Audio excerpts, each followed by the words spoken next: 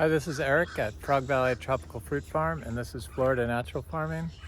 Today I'm going to do a video on foliar sprays, soil sprays, biological sprays, whatever you want to call them.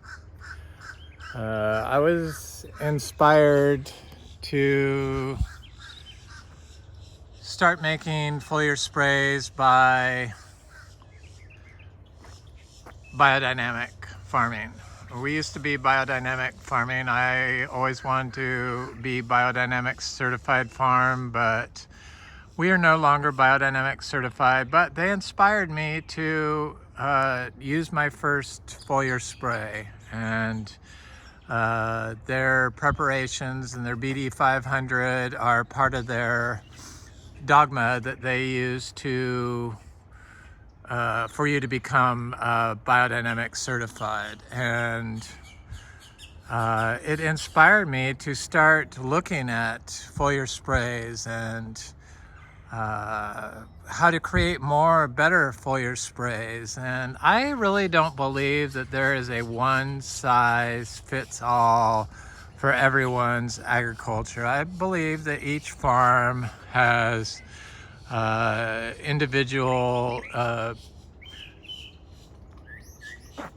model. It's not a one size fits all, so I would never expect somebody to copy everything I do exactly as I do. I do these videos to show what I do, so in hopes to inspire other people to develop their own sprays and to develop their own way of composting and their own way of farming that they then share to inspire others to be even more creative. And biodynamic, I will always be thankful for inspiring me to look at the biological side of farming and focus on regenerative farm practices and look beyond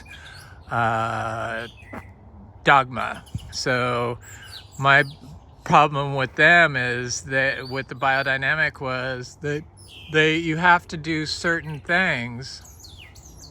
Look at our mangoes. I'm going to look at fruit trees while I'm at it. So these are those mangoes that were covered in powdery mildew, and as you can see, there are quite a few mangoes. This one's going to drop off, obviously, but there's lots of mangoes on these trees. It's going to be a good mango here. It's going to be very late, but it's going to be good. Lots of mango fruit on our trees. The dogma that they insist you do in order to stay certified, even though I felt like it wasn't enough to get me to full fruit production with just their modality that they had for spraying BD 500. So I started developing my own foliar sprays, and it's not anything against biodynamic. I am happy that they inspired me, and it's not to say that they are wrong. It's just I believe that biodynamics was meant to be a platform for people to expand on, not meant to be something that was supposed to be entrenched and forever used and constantly having to spray 500 every year. And they also inspired me to do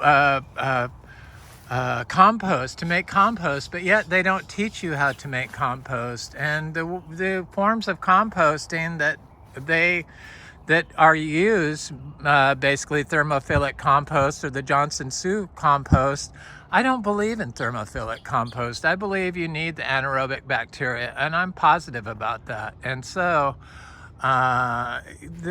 heating compost kills enzymes. So I'm going to talk about creating enzyme-rich biological sprays for your soil and for your plants, and the journey I went on to get there. So, God, look at our mangoes. This is a Malika mango. Powdery mildew, obviously on the plant, and plenty of mangoes. And we don't worry about pest and disease. They balance each other out because we focus on the biology in the soil. So you want a lot of biology in the soil so that it turns over substrate, so like dead carbon, like chop and drop, so that it like turns over quickly and gets cycled into the nutrient cycle, so it becomes nutrients for plants. And one of the ways to do that was to spray the BD 500.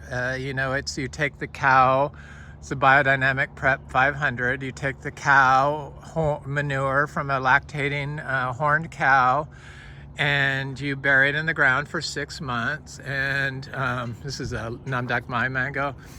And then you dig it up at the spring equinox, and then you take it, scoop it out, and you like stir it for an hour, and then you spray it all over everything.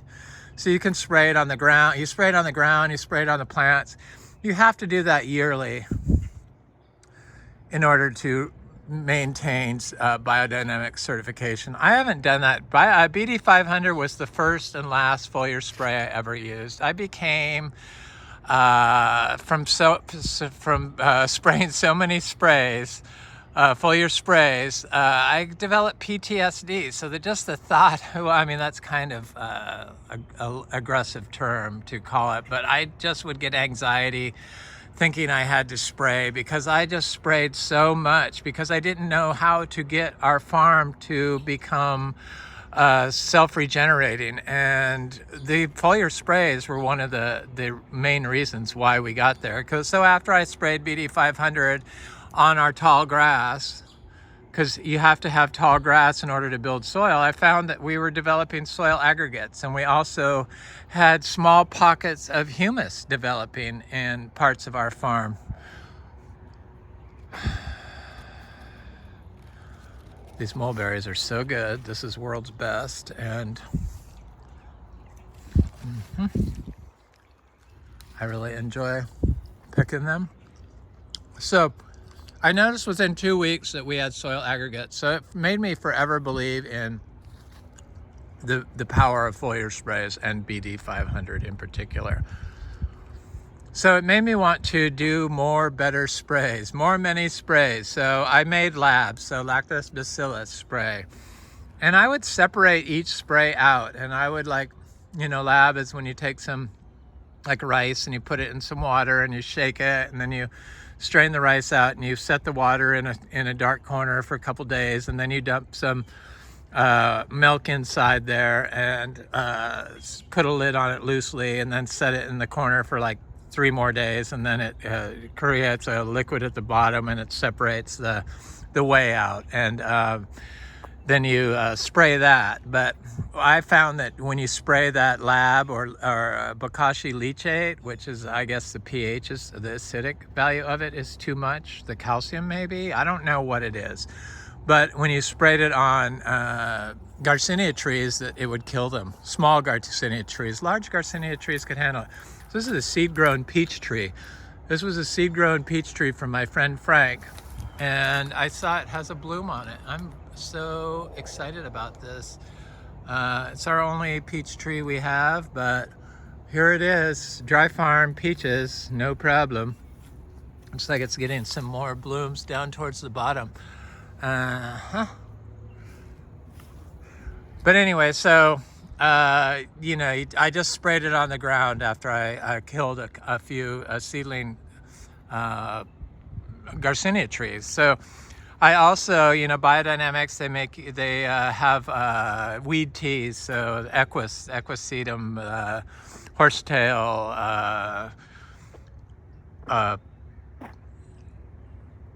and they made it. You make a weed tea out of it and spray that. I think it's for fungal issues, and I never noticed anything from that. I have to see I have to see results.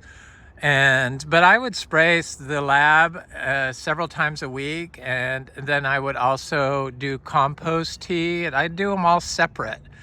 And so I made my biodynamic compost. I was doing thermophilic compost back then, and I would spray my compost tea on the ground every other day for like 5 days a week.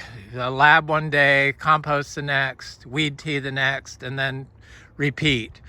And I would put in my lab, I would take a little pinch of soil and put in the water, you know, in a very fertile spot in the yard. And so it kind of had some other aspects to the lab, so some biological aspects. Boy, it's going to be a good achachiro year. I see all kinds of flowers forming. I love achachiro. This is why we started the farm, was for the achachiro. And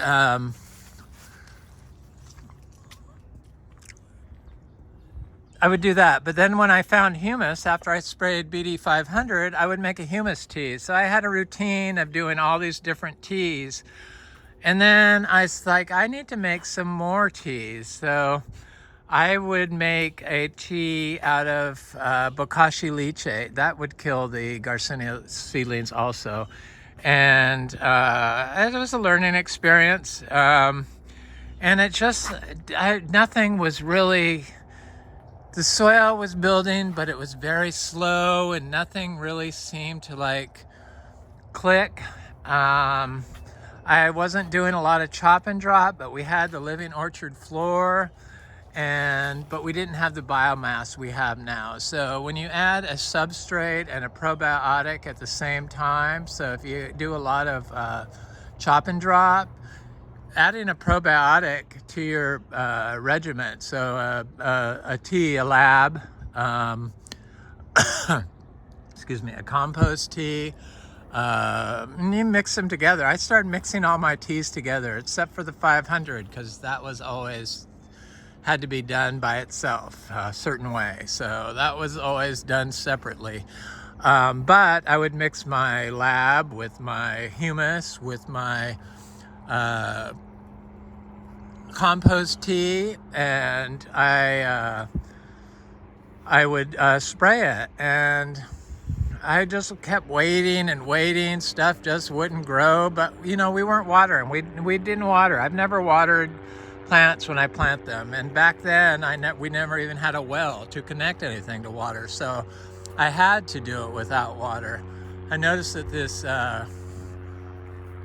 other quinmuck tree is starting to flower. This thing got powdery mildew really bad, but it's outgrown it, thank God. Not powdery mildew, but sooty mold last summer. But none of the new leaves have it, and I see flowers forming on this tree finally. This is a seedling quinmuck tree that has produced edible fruit that's now flowering. It did not produce fruit last year, but we had a winter drought last year, and I think that affected a lot of trees that normally would have fruited. It doesn't have the powdery mildew up top, just the lower branches down here where I'm looking at it, and it was pretty bad. You could see this. This is the first year we got this sooty mold, but I don't look that as a bad thing. I look at that as an antagonist that we need, and sure, it could be a nutrient deficiency, but I think it has more to do with the compaction. And when you have compaction, nutrients can't really move through the soil in the root zone. And so it could be a nutrient deficiency caused by compaction. But it seems to be outgrowing it, which is the response you want. So you want to have the plant pathogen and then have the plant exhibit a metabolic response. So it creates secondary metabolites to combat the plant pathogen and create a homeostasis for the plant that then it enables it to grow and function normally, which is what's happening now with the new leaves that don't contain any of the sooty mold, which you can see here clearly. So I would make my humus tea, my compost tea, my lab, my bokashi leachate, and a little pinch of soil, and I would throw other things in there, and I would also mix tea in there, or leaf teas, like different leaves. But then I expanded into collecting roots of various plants, of plants I thought were nitrogen fixing plants, like that giant guanacaste tree, a pine tree. All plants are nitrogen fixing plants, all of them.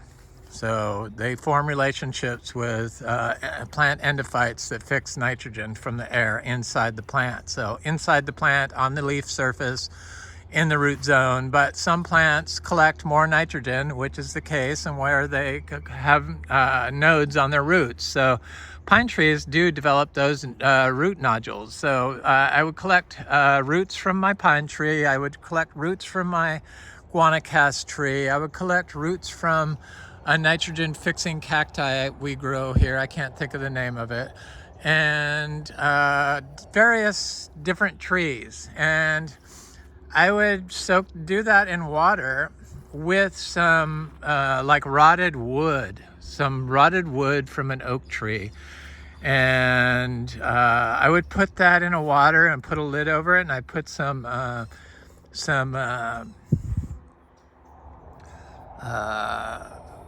worm castings in there, and I would also get some banana flowers and put in there. And there's no need to do a bubbler. If you're getting a rancid effect from your compost tea, then put something that is going to attract soldier flies, black soldier flies, to the water there, and they will lay eggs on that banana leaf, and it's in a rancid type water, and sterilize the water. Black soldier flies are not vectors for human disease. They actually sterilize wastewater. So it will sterilize and clean up the wastewater and make it non-pathogenic to humans. So it's a good thing. But I found that black soldier fly, leachate, and water and teas have the ability to, well, they do improve soil and stuff, but they can cause fruit like annonas to ripen instantly when they're green, like sugar apple trees that have green fruit on them. If I sprayed the black soldier fly leachate on the mixed compost, all the mixed teas that I would spray, that the sugar apples would ripen up. They would be soft the next day. So they would be totally green and non-flavorful, but totally ripe and not any good. So I stopped using black soldier fly products, and we have black soldier flies here now. They're a very good source if you have like a dead animal, because we've had dead horses and stuff. And black soldier flies can stop the smell. The leachate can stop the smell because they sterilize what is rancid. So I've had horses, and sometimes they've died. Old horses, there's been 13 horses buried on this property in the past 55 years. So it has a long history of horses dying of old age here. So it's and I had 3 that died that were one was 30, one was 25, and I had them since the time they were babies. And then our mule, of course, that perished. So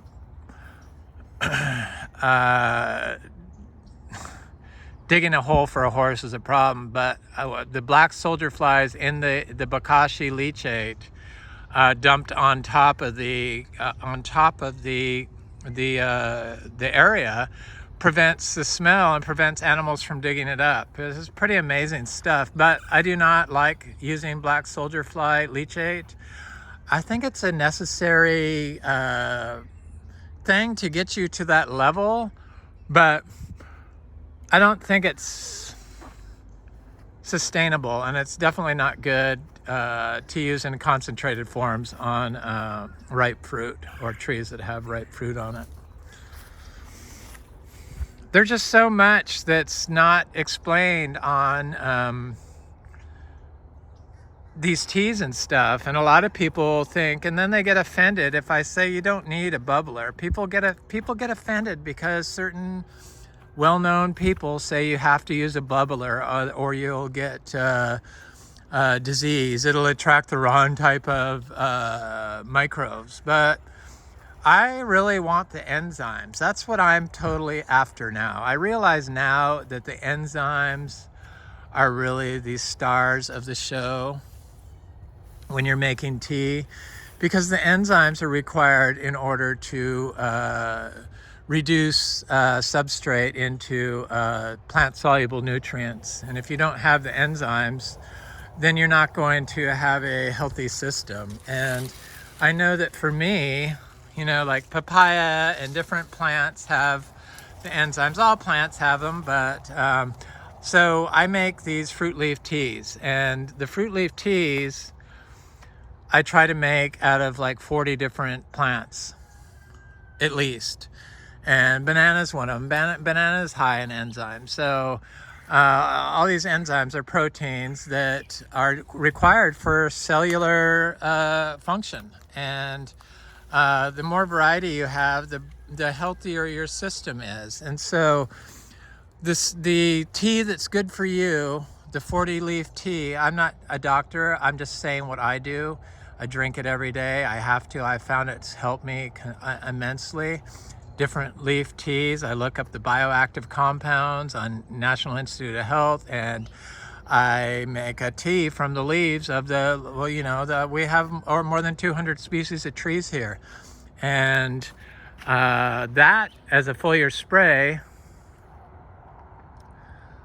mixed with a compost tea, mixed with a lab, mixed with the indigenous soil, mixed with the roots of the different plants, because roots excrete enzymes. So taking the roots from the plants is an enzyme rich and a bioactive compound rich substance that when you put it in water, it excretes right into the water, because all these different compounds, these volatile organic compounds, move through water and air. So they do move through the air. That's why when you walk in a forest and you smell the smells, it's a good thing, because the volatile organic compounds that are human beneficial are wafting through the air. I could just tell by walking out here that it's a healthy environment to be in. And they've shown where children have stronger bones if they live next to a green space, if they've been raised next to a green space. So everything is connected, and it all goes back to nature. And natural farming, Florida natural farming, this is just my version of it. I don't own the how-to natural farm. This is how you do it. Everyone has the ability to do it. Everyone has the ability to call it natural farming. I'm just sharing my experience to try to inspire somebody to not be afraid to do what they tell you not to do, because it's all good. So you don't need a bubbler. You could just soak the teas. A lot of the Indian zero budget natural farming stuff, they just soak the teas and the cow urine with the cow dung, with the milk and the ghee in a barrel for 3 days and stir it once a day. That's much what I did with my teas. I would just wait 3 days, leave it in a cool, dry space or a cool, shaded space with a loose fitting lid on it.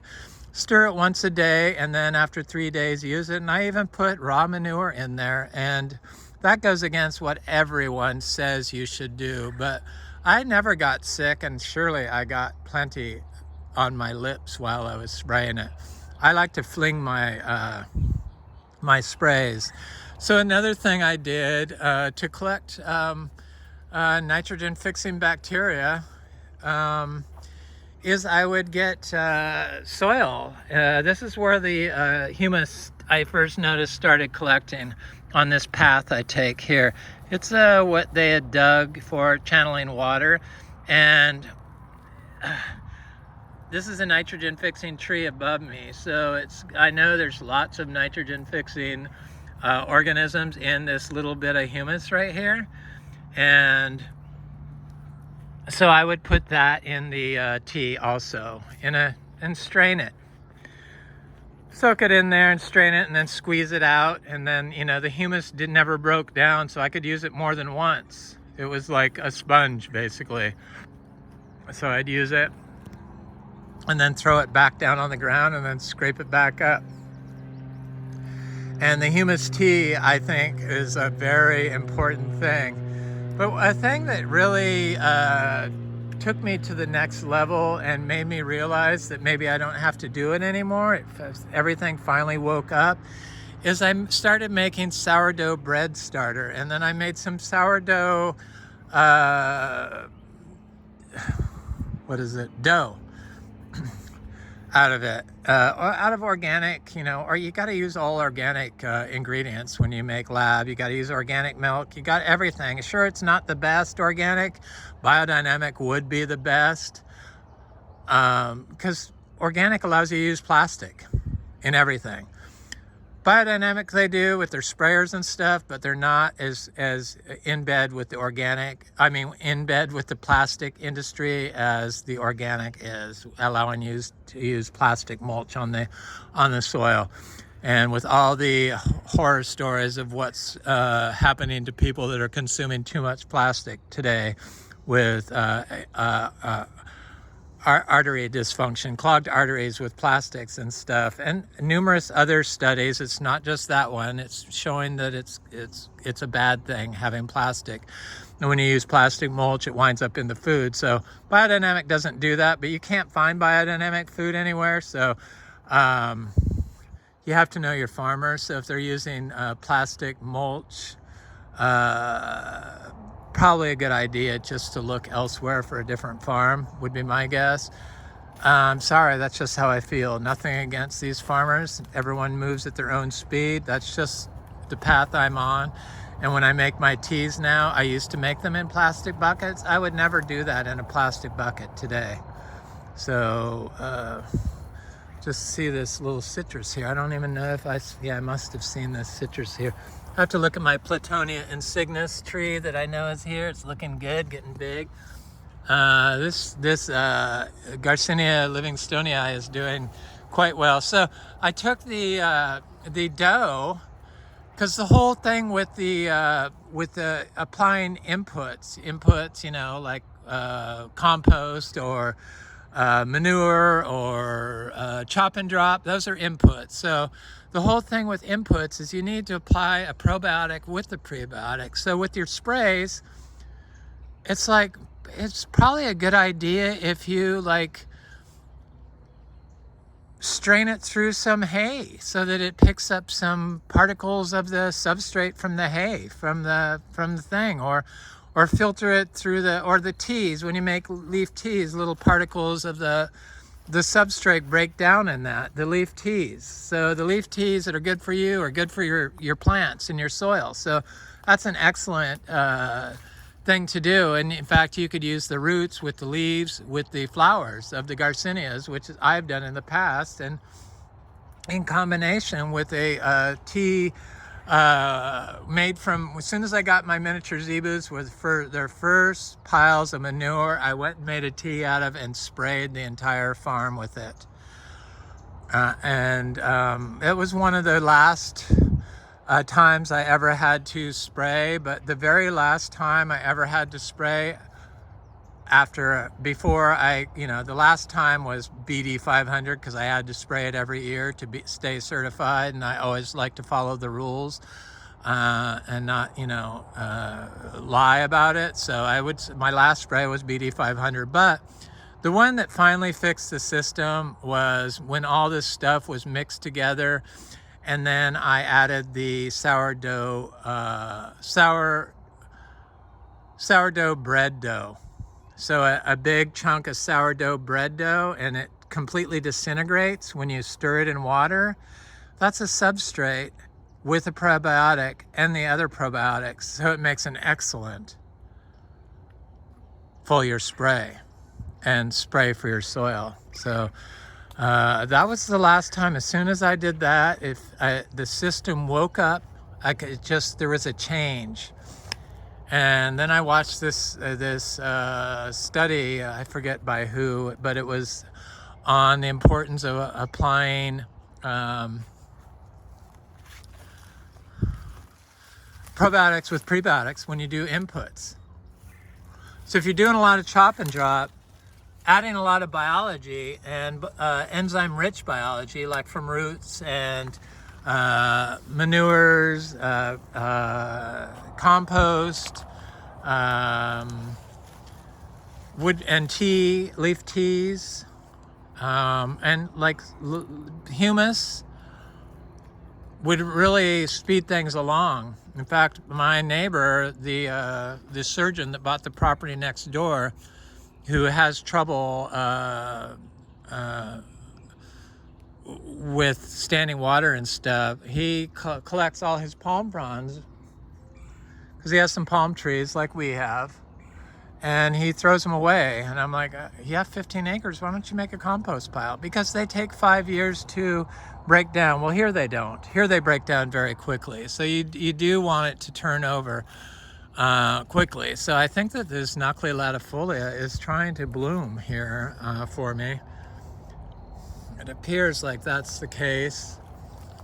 I certainly hope so. I've been waiting for the African peach to do its thing. That looks like a flower to me coming out, but it could just be a new leaf, but it appears to be a flower. They have beautiful flowers on them, so it's going to be noticeable. That looks like a flower there. It's definitely getting big enough. They're very sprawling, and they are monoecious. They're not dioecious. A lot of the seed sellers will tell you they're could be just a new branch starting. They will tell you they're dioecious, but they usually are wrong, especially if they're talking about New World Garcinias.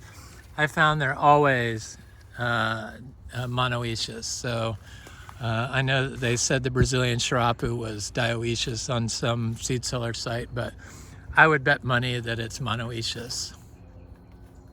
So applying the teas, the sourdough bread dough, mixing it in the tea after it's been made, and then throwing that around. That seemed to awaken everything because the probiotic with the prebiotic applied at the same time. Here's one of these rose apple trees that this tree got a lot of the trees got it, but it's they're outgrown it. They've outgrown it. Thank God. The black sooty fungus.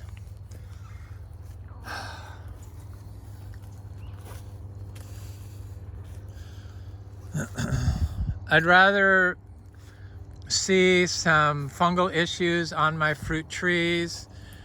Well, I mean, I don't want to see it because I know how I farm, but when I see a farm where everything is completely sterilized and every last fruit is totally clean, I instantly know that they've used some sort of fungicide, and it's a big turn off to me, especially knowing that consuming copper through food is a good way to get cognitive decline, and could be a precursor or attribute on what causes Alzheimer's. So copper is a big no-no. Copper is an antibiotic. You don't ever want to use it around food.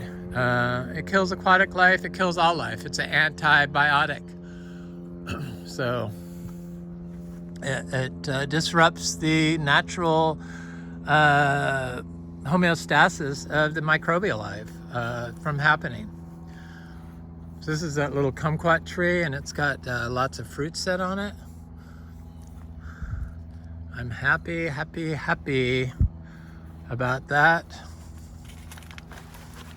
So that's my tea. That's how I make the teas. I don't expect anybody to follow exactly what I do, and that's why I don't provide exact recipes.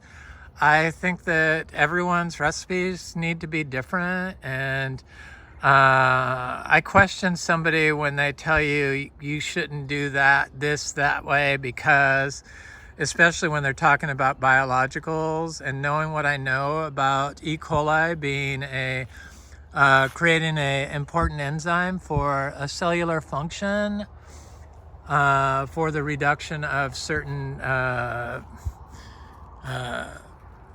substrates that are needed for energy, cellular energy. I know that they're on the wrong path when they say you don't want anaerobic, pathogenic microbes. Yeah, you want them all. You want them to be balanced, though, and nature will balance them out if you don't have them out of balance. Because you can't really create the perfect compost if you're disrupting the natural process in order to get the enzymes, especially through the use of heat to kill biology, because it kills and disables enzymes. We got to question everything. People get offended though if I say I disagree, but that's how I've gotten to this point. These are my little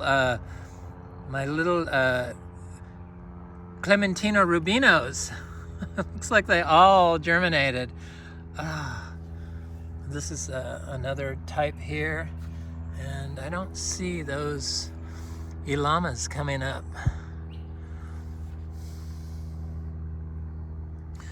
This is some more Clementino rubinos, but they haven't started popping up. I've been planting this tree collards everywhere. I can't wait, because getting greens in the summer is like hard to do here, and this is one that produces for 2 years straight and doesn't die. I have only had it live for 2 years, but it grows so easily here. And now I got it growing in the ground without being watered, so that's a good thing. Those are all cuttings. They get about 6 feet tall. They produce a lot of greens, so quite excited about that. Quite excited. This blood orange tree, I think this is a blood orange. It has not flowered yet, and it should. It's like so big and healthy. That's the whole problem with citrus, is they've killed the biology with their management, and they think they're doing the right thing by using all these anti-biologicals, anti-fungals, antibacterials, pesticides, you name it, it's all anti-biologicals, biological warfare, basically what it is on the soil. And you need the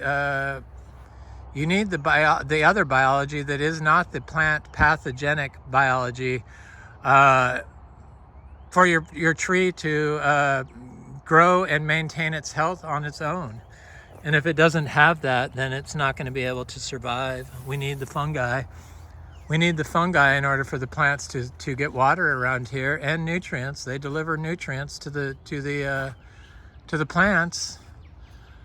So I should look to see my bread nut, because I forgot to look at them the last time. I think this is a crystal jaboticaba, the giant crystal jaboticaba. I put the seed in there, and that looks like what it is. Hopefully it is. Is that or another little seed I bought? And the meringue is looking good. My aeroids are all doing very good. I don't really show them a lot anymore, but my king anthurium is, one of them's looking good right here. I have another one right here. Looks great. That's a new leaf. And they're in the ground. And then I have my philodendron spiritus sancti that's finally doing really well. It's in the ground here. A lot of the leaves got damaged last summer when I had it in the ground, But this is a new leaf right here coming out. This is a new leaf. It's doing good. Doing very good.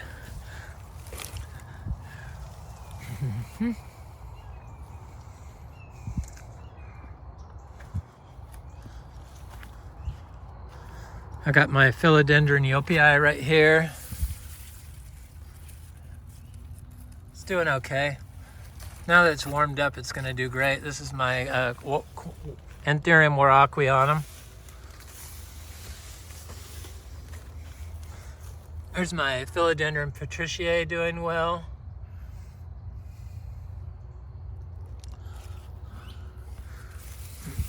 Here's a new leaf on my waraquianum.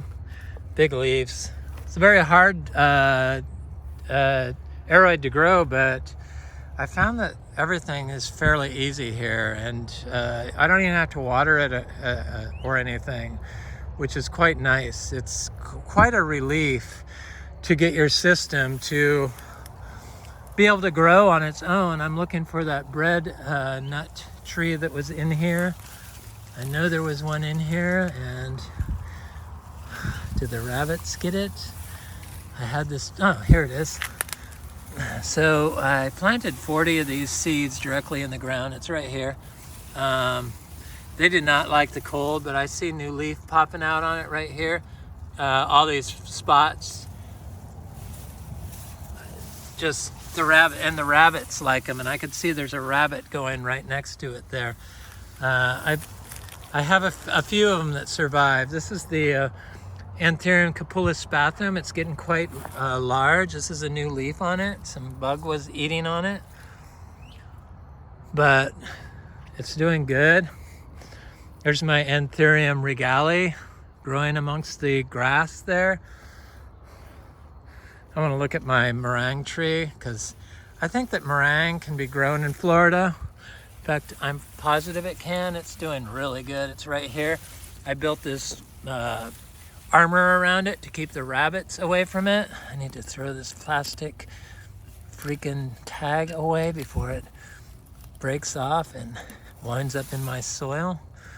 But there's my meringue tree. One. The rabbits got the other one I had, but this one I protected. It looks good. It never showed any sign of stress. I have some little cacaos planted in here. We have about 100 cacao trees growing naturally.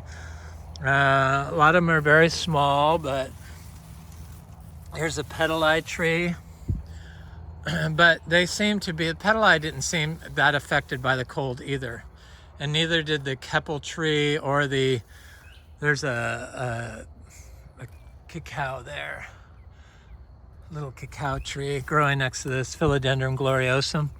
I can't wait until these aroids spread out and fill in this area and displace most of the grass. This is the philodendron columbian. Look at the size of that leaf. Gorgeous. I have the philodendron luxurians, which is a extremely hard aroid to grow. The leaves got trashed in the winter, but it's got a new leaf coming out and it seems to be spreading around. It's growing right next to this Anthurium nigrolaminum. But that's a new leaf on that philodendron luxurians. Very easy when you grow biological. A lot of people have their aroids in the house and they have all these issues with them, but they use like pon or some partial hydroponic system growing in plastic. And when you're using chemicals, your plant can't protect itself from the alien atmosphere of the dry, non-humid air, so then they have to keep them in tents inside their houses, and when all they would have to do probably is have a biological soil, a healthy compost. I started all mine in our biodynamic compost. So here's our durian. It's looking good. Looking good. I have a pulison tree. It's got new leaves on it. This tree was not affected by the cold whatsoever. Those are new leaves. No problem with winter. Of course, the Garcinia mangostana also no problem with winter here. So cacao, no problem with winter. I think they got all the recommendations on cold tolerance wrong with a lot of these ultra tropicals. Not all of them. Some of them are very cold sensitive, like soursop and bread nut, obviously, but stuff like the cacao, the meringue, the keppel, not so much. Here's our keppel tree right here. No problem, no sign of cold stress. But the cacao, I mean, it was 39 degrees here and they never slowed down. They kept getting, and these are dry farmed. So not only are they being grown out of the zone that they're supposed to be growing in, but they're being dry farmed. And I find that just probably our greatest achievement. Something that is supposed to be impossible that we make harder by having the water cycle and the plant cycle nutrients naturally. Okay, what was I looking at? I was going to look at more bread nut trees. Oh, I know where it is.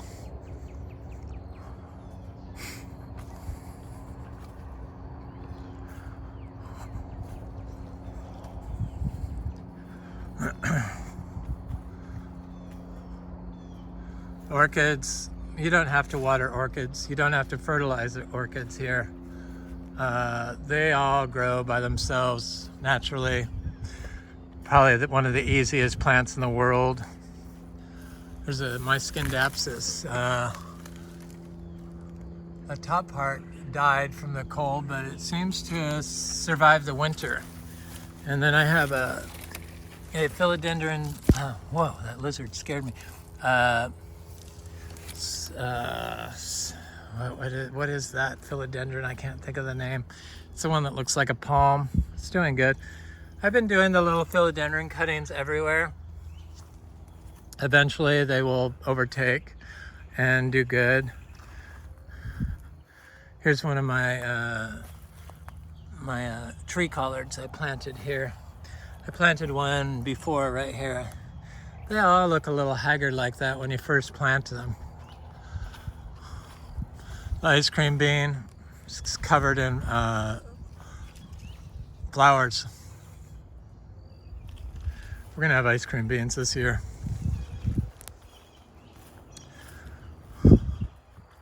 So I have a couple of them. I guess I have 4 that I know of, these bread nuts. This one doesn't look that good, but it's got new growth coming out on it. That's what I mean. This is like very cold sensitive.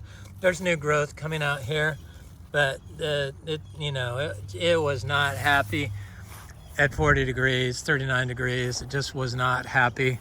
But we seem to move past that cold range, and now we're into more a warm spell, a warming trend. So I think once it gets to a certain size, it probably will be okay. Maybe not, but is it really just, this is another one. They didn't like it. The rabbits got a lot of them. I have lots of little Garcinias planted in here. I got the Madruno, I got a Lux. I got other Garcinias. I have some cacao planted in here. There's a little Criollo cacao. I got some citrus in here. There's a bunch of different stuff in here. There's also a lot of poison oak in here, which is what all this stuff is. All this stuff is. I hate poison oak. I got it on my face once as a child. It was the worst thing. There's a little cacao. Eventually we'll get there. We'll be producing cacao farm. Well, we produce, but we'll be on a commercial level.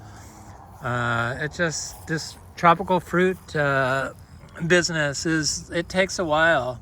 And we start out as a lawn. Here's a ackee tree. We start out as a lawn because this was a lawn up here, the front 5 acres for 50 years.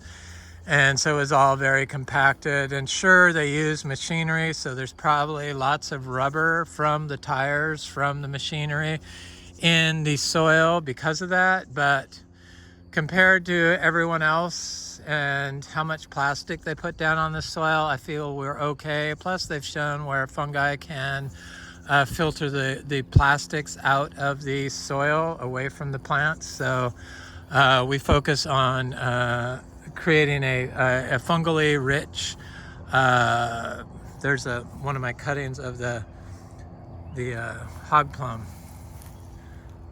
Actually got blooms on it, the red hog plum. Fungally rich soil by using low nitrogen inputs, and we only apply figured out 29 pounds of nitrogen per acre per year. Most of our nitrogen comes from the nitrogen fixing biology that we've built up here. And so when you apply low nitrogen, so something 5% or lower, which compost is, cow manure, horse manure, is all 5% or lower. In such a small amount, you're not applying too much nitrogen, and that therefore we're able to build soil aggregates, and that's how I know our system is working well. So when you have soil aggregation happening, then you know that everything is in balance and you're doing what's right. And the enzymes, which are not, they fuse abiotic with the biotic. So the biology with the environment to create nutrients for cellular growth, energy production. So those enzymes wind up in the soil aggregates. We got lots of fruit on our mangoes, lots of fruit.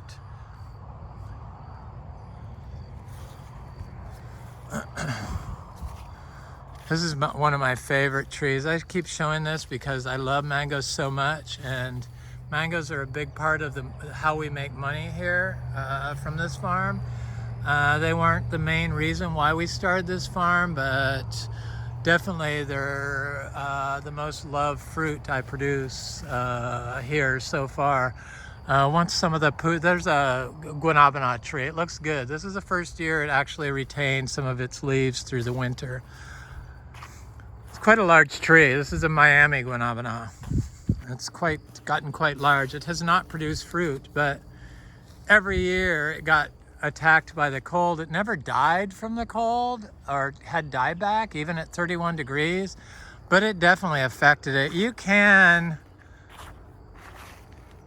help trees manage cold temperatures to a certain extent. I don't think you could pull off tropicals when it gets down to 26 degrees for extended periods of time. Even 3 hours would probably wipe out most everything here. But if you build up the biology and you manage the cover correctly and you apply probiotics and prebiotics at the same time, and you have lots of cover definitely, like, that's why I try to plant so many bananas. I've divided my ice cream bananas 450 times because it provided cover, a canopy over my ultra tropicals, and they're very fungally dominant. So they're a grass. Grasses form relationships with fungi. So they're high in water, so they obviously deliver water through some sort of pressure system, and potassium, which is needed for plant stress. So they're high in potassium. So definitely the fungi are keeping the system moving with the help of the support species, the bananas and all this living orchard floor and the other biology. But if this was like zone 9B or 9A or 9A, probably, I couldn't do this. I couldn't probably do the cacao. I couldn't probably do the guanabana. I couldn't probably do the Keppel. I couldn't probably, and if it was in California and it was 10A, I probably couldn't do it either. Just because it's totally different 10A than Florida 10A. So this is a Super Julie tree that has fruit all over it also. So it's going to be good. It's going to be such a good year. These are our Miko lemons. They're looking good. They've got lots of fruit on them also.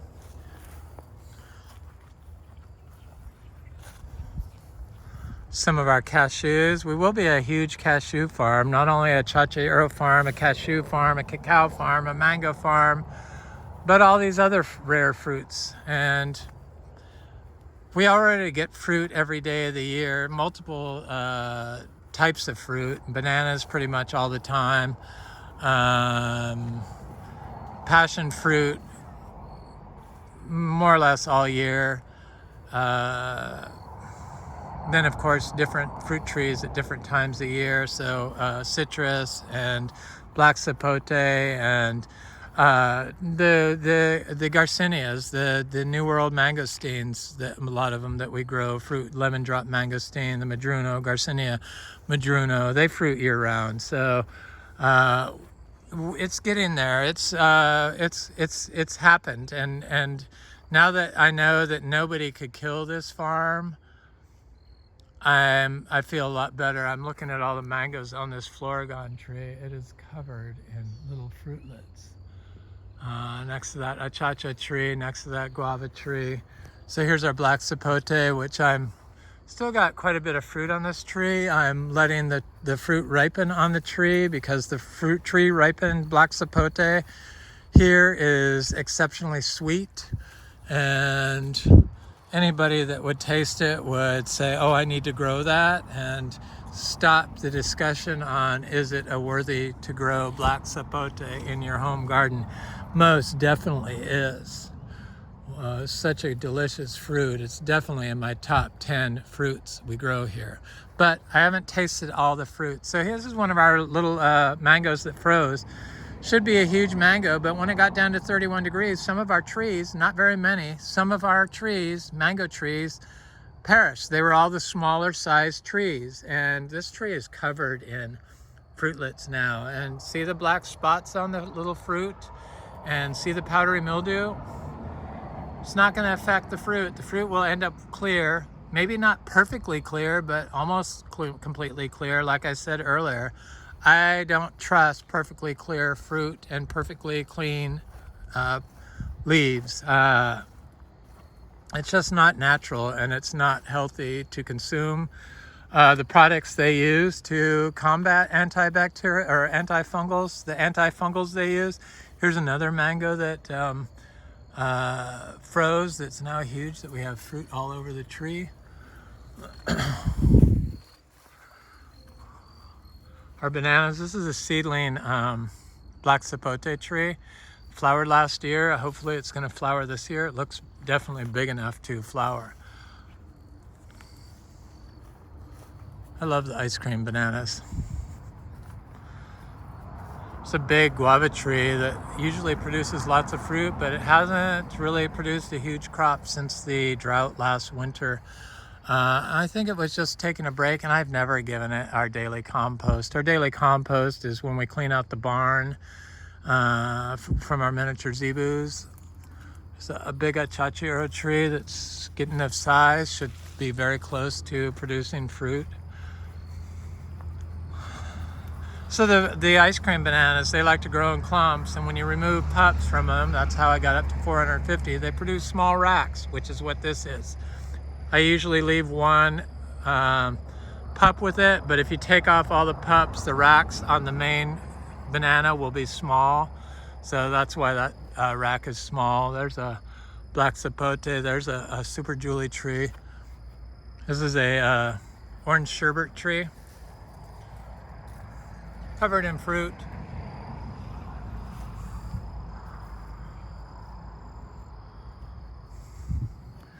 The sapodilla. This sapodilla was the only sapodilla and one of the only plants that had dieback from the drought we had more than a year ago. Severe drought. Most of the trees were just fine. I didn't even worry about it. This is a Super Julie tree that's covered in little fruitlets. It's going to be a good mango year. I'm not even worried about it. All the trees that didn't produce fruit in November and then have had 3 successive blooms since then are now flowering. And then we have a lot of the trees that I wrote off that were frozen are all flowering and have fruit on them. So now I feel like I got 20 extra mango trees because of that. I'm very excited. I didn't have to graft onto them or anything like that. It's an unison ammoniae tree, one of the only Inga tree we have that hasn't started blooming. So I'm sure our other 3 varieties are, well, at least one of them is going to produce fruit this summer. It's the year of the Inga. This is a dot mango and it's got fruit on it. Fruit. Mangoes, I love it. I was getting a little nervous about the mangoes because they kept blooming and it was cold and then not setting fruit, and blooming and cold and not setting fruit, and blooming and cold and not setting fruit. Here's a Gary mango. See the powdery mildew? It's nothing to worry about here.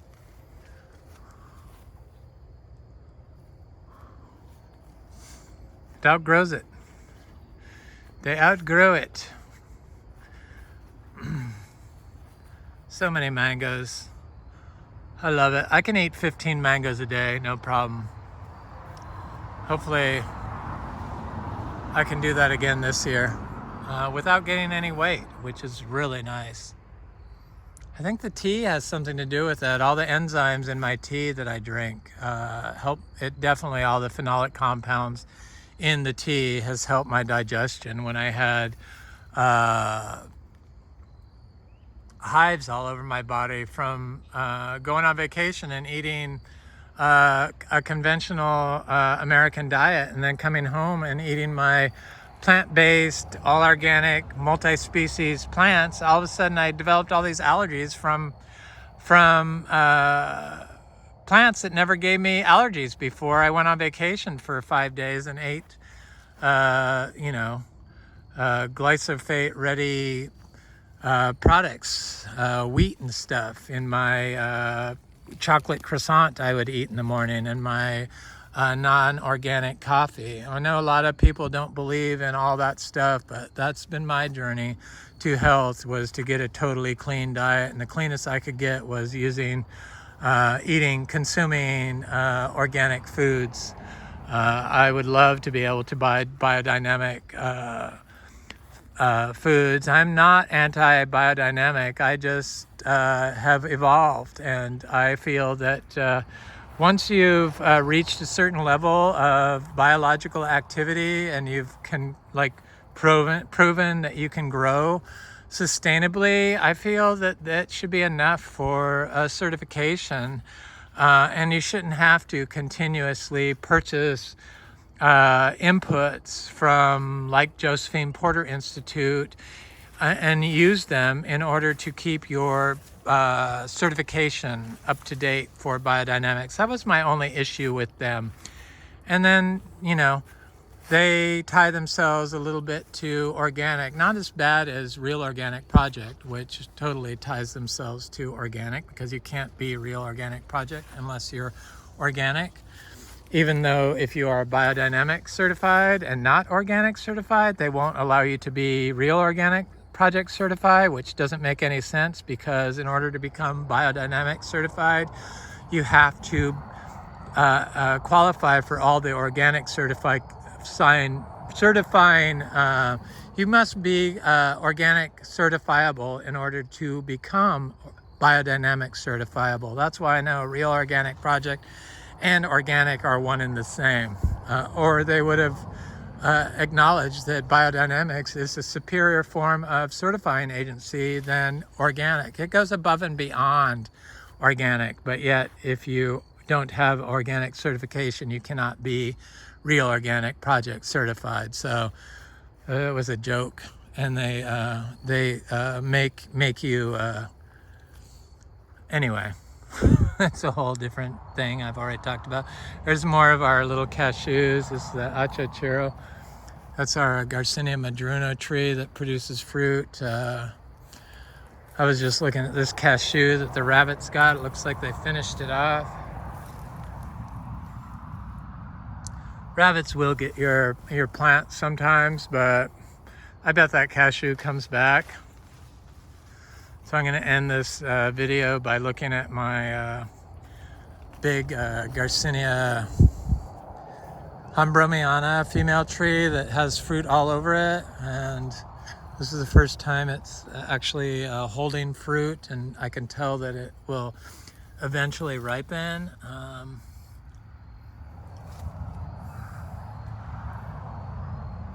Has fruit all over it. Beautiful tree. Can't wait to taste it. Anyway, this is Eric at Frog Valley Tropical Fruit Farm, and this is Florida Natural Farming. I hope you, enjoy this video. I wish you would like it if you did. Please like, share, and subscribe, and leave a comment. I love commenting or reading people's comments. I learn stuff from people's comments, like the Annona cariaceae that my friend Troy turned me on to. It was super good looking fruit, and I went on YouTube and did search on it, and I found some videos. Of course, they were in Portuguese because it's from Brazil, but you could tell by their faces that the fruit is very good, and the fruit looked really good, and the trees looked very good. And then if you look on National Institute of Health for Annona cariaceae, bioactive compounds, it has so many bioactive compounds. I had to get the seeds from Anderson Tropical. Anyway, have an excellent day. Thanks for watching. I really enjoy making these videos and trying to inspire people to take care of Florida and their health in the process. Thank you.